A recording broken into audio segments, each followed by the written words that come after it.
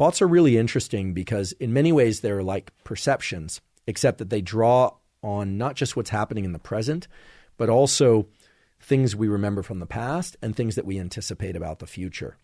The other thing about thoughts that's really interesting is that thoughts can be both reflexive, they can just be occurring all the time, sort of like pop-up windows on a poorly filtered web browser, or they can be deliberate. We can decide to have a thought. And a lot of people don't understand or at least appreciate that the thought patterns and the neural circuits that underlie thoughts can actually be controlled in this deliberate way.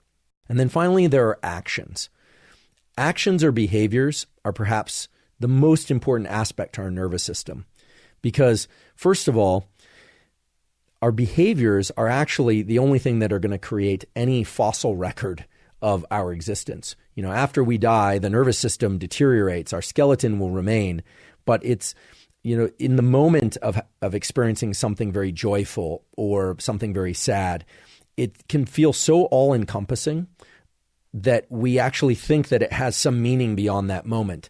But actually, for humans, and I think for all species, the sensations, the perceptions, and the thoughts and the feelings that we have in our lifespan, none of that is actually carried forward except the ones that we take and we convert into actions such as writing, actions such as words, actions such as engineering new things. And so the fossil record of our species and of each one of us is really through action.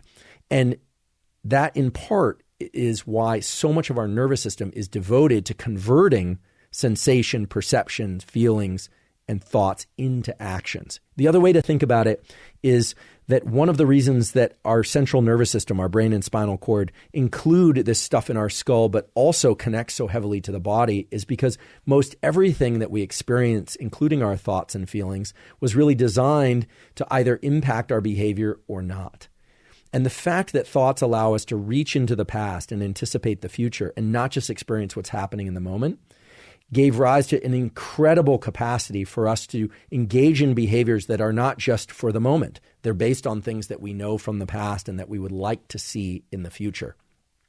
And this aspect to our nervous system of creating movement occurs through some very simple pathways. The reflexive pathway basically includes areas of the brainstem we call central pattern generators. When you walk, provided you already know how to walk, you are